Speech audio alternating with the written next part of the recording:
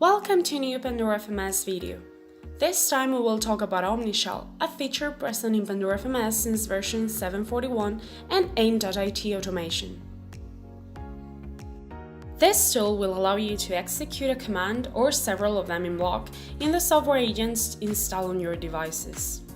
That way you can execute a command on hundreds of machines at the same time in an attended and fully controlled way.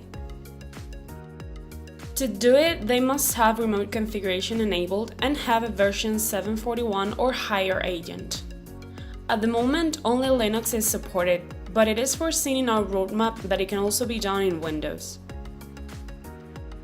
Another detail to keep in mind is that Omnishell is based on communication between the different Pandora FMS components through Tentacle. That way, we guarantee security in the executions and responses of the commands you program. But now let's see an example of what you can do with Omnishell. To make use of Omnishell, go to the side menu to the section Admin Tools Omnishell.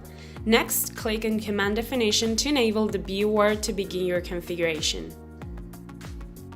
In this example, we're going to configure the auto start of the HTTPD service on a Linux server and install the service if it is not installed on the machine. Start by giving the task a name, then indicate the timeout time and the retries.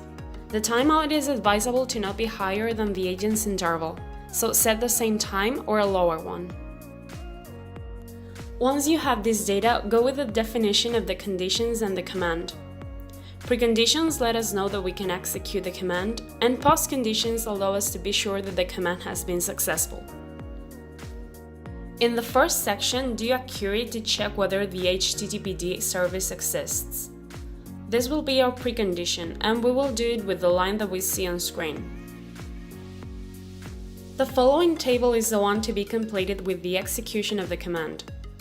Here we will indicate to start the service and to configure the auto start with the following sentences. This will start the service on the remote machine and will configure the system to start it automatically. If you also want the service to be installed in those agents where it is not, just insert a service yum install as the first command as we see on screen. Finally, the only thing left is the space reserved for the postcondition. Its purpose is, for example, to check that what was previously executed is running properly, as we will verify with this command. Now that all of the fields are complete, go to the next screen. You see two boxes where, on the one hand, we find a list of the software agents that point to our Pandora FMS server, and on the other hand, where we will pass the agents on which we want to apply the task configured in the previous step.